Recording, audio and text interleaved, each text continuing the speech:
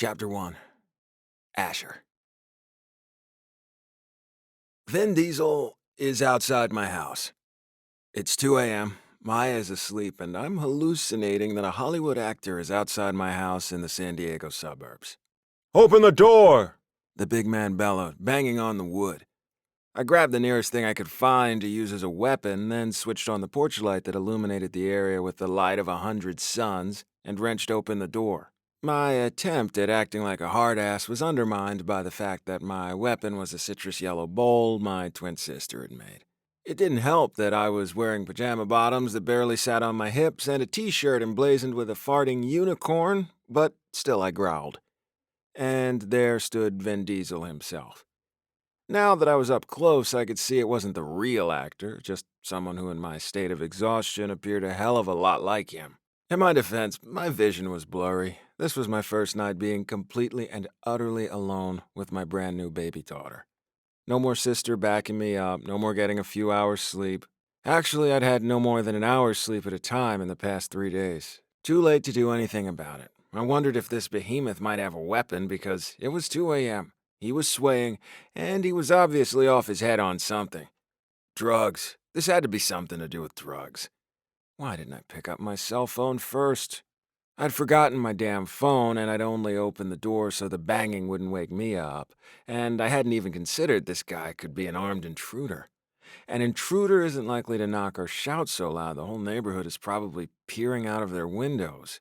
Also, I lived in a small house in a peaceful San Diego suburb, in a quiet cul-de-sac, where excitement was what happened last month when the guy at number 6 lost his garage remote. Fake Diesel stumbled back a little and winced up at the porch light, shielding his eyes and cursing. "My keys," he mumbled and patted his pockets, pulling out a bunch of keys with a joyful whoop, then immediately dropping them on the ground. "Who are you?" I stood right in the doorway and kept my voice low, anything not to wake Mia. I'd just gotten her to sleep, and if this Diesel wannabe woke her up with his asshole banging on my freaking door, then I would shove a dirty diaper in his face before calling the entire police department down on him. Or maybe a SWAT team consisting of parents who knew what it was to have a new baby who refused to sleep. An entire armed force of sleep-deprived adults would end up killing him. Now, that would get him the fuck off my porch. He straightened and blinked. Then he cruised me, or at least it seemed as if he might have. Right here on my property, clearly stoned, he raked his gaze from my head to my toes and lingered in the middle for way too long. "You're not them." Oh, so he wasn't cruising me unless he identified his friends by staring at their crotches. He swayed toward me, his eyes glassy, his hand outstretched. "You have the wrong house." I shoved the hand away and stepped outside before pulling the door half closed behind me. The guy was big, way bigger than me, but he was so unbalanced I thought I could take him down if he tried anything. Fake Diesel spaced out in an instant, and for a brief shining moment, I genuinely thought that he understood what I was saying. Then he began to cry, great rivers of silent tears running down his face. "Jesus," I said, unsure what to do next. Should I comfort the complete stranger crying on my doorstep or call the cops or what? "Sean," the stranger yelled through the open part of the door. "Leo." "What the fuck? You'll wake the baby." "Shut up!" I snapped as loudly as I dared and hoped to hell his shouting hadn't reached through the house and up to the very light sleeper that was my daughter. "Guys!" he yelled again, and this time he pushed it too far. So I did what every sleep-deprived adult would do in my situation. I lost my cool and snapped. Luckily for him, the extent of my snapping was thrusting the fruit bowl toward him in the most threatening way I could imagine. "You stop! Go away, or I'm calling the cops!" He took a step back, wide-eyed. "What? Who? Where's Sean? Is Leo home yet?" "My name is Asher," I snapped. "Why are you in our house?" The guy looked so confused. "Are you Sean's latest hookup? He likes pretty boys." He stopped, blinking back tears. Should I be offended? At 31, I was a long way past a boy or being called pretty, for fuck's sake. One more step back and my visitor would be tumbling down the steps from my wraparound porch. He fumbled in his pocket, pulled out an old flip phone, and stared at the screen before punching at buttons with his big fingers. "Sean? Leo? Guys."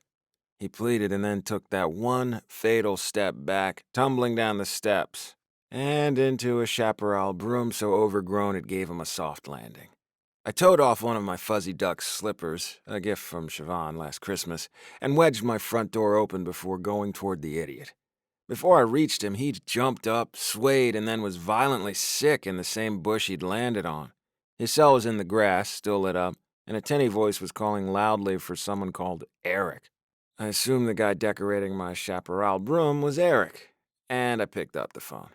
I don't know who the fuck you are or who Eric is, but I'm at 23 Birdsview Court, La Jolla, and you need to get your ass over here now to get him before I call the damned police. Sorry, what was the address? The man at the other end of the call asked. What the hell? San Diego, La Jolla, 23 Birdsview Court. He'd better not be living hundreds of miles away. I'll be there, and shit, will you look at that? I held the phone away from my ear. Some kind of weird echo made it sound like the voice was coming from right behind me. Then, with a flurry of movement, someone walked past, scaring the shit out of me, and went straight to fake Diesel Eric. Eric? I couldn't help any of them, the big guy said. And then, in my front yard, with puke down his shirt, he started to cry again. We tried, but the doors... The man who'd appeared from the darkness gripped his shoulder. Jesus, I'm sorry.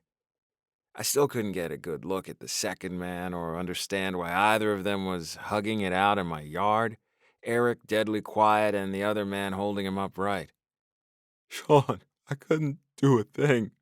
Evidently, the guy holding Eric up was the Sean who he'd been calling for, the one who seemed to live in my yard somewhere and liked pretty boys. Maybe this is a dream. Maybe I'm still asleep. This is a whopping Alice in Wonderland kind of nightmare. Let's get you home, okay? Sean said. Eric pulled back, swayed a little, and Sean grabbed him. Then he turned to face me. Sean Roberts, he said, and attempted to extend a hand to me, but realized at the last moment he couldn't let go of Eric. We moved next door last week. Go away. I'd had enough of people on my doorstep. So far, Mia hadn't woken up, and I might just get away with it. Take your friend and go. We're sorry, Eric's not had a good night. Mia's piercing cry split the night, and I closed my eyes and counted down from 10. You morons have woken up my baby. For goodness sake. I left Sean and this Eric guy and slammed the door in their faces. No point in trying to stay quiet when Mia was awake. I stopped outside her room, calmed my temper, cooled my stress, and pasted a happy smile on my face. All the books said that with Mia only 6 weeks old, I was probably a blur to her, but I never wanted her to see me unhappy.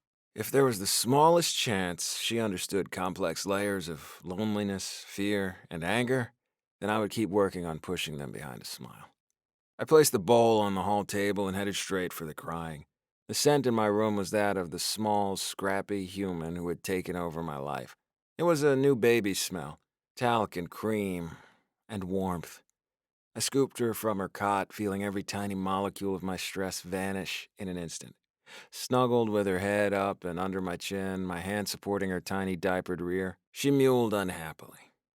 Aw, Mia, I bet you're just as sad not to be sleeping as I am, I murmured to my sweet, precious baby girl. She couldn't have been hungry, or at least she shouldn't have been.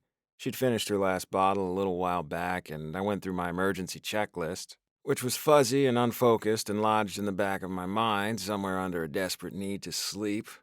One thing the nurses had drummed into me, followed by my sister, was that routine was everything, and I needed to learn all the checklists until they became second nature.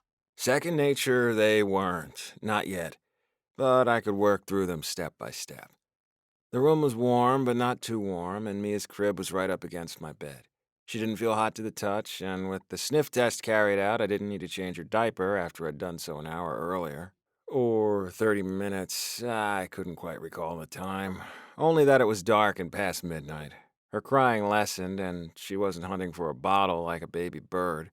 She lay against my chest, all soft and sweet and wanting her daddy to fix it all. It's okay, Mia. The shouting men have gone. I made sure of it, She hiccuped, and I rubbed her back before picking up the embroidered pink blanket, a gift from our surrogate, and taking her out to the living room. We snuggled on the sofa, me and my girl, and she sprawled over my chest as I pulled the soft blanket over her. Within minutes, she was slumbering again, and I fought napping myself long enough to get her back to her crib. My phone showed it was 3 a.m., Mia was asleep, and I climbed into my bed, scooting next to the open-sided crib, and for a little while I stared at the miracle that had changed my life forever. Familiar fears rose inside me, the ones that had plagued me ever since I'd received the email about the successful implantation. Was I good enough? Was she okay? Why couldn't I have stopped a drunk man from shouting and waking her? She shouldn't know fear or anxiety. She should never be pulled from innocent sleep. I was her dad, and she was my daughter, and I had never loved anyone or anything the same as I did Mia Francesca Haynes.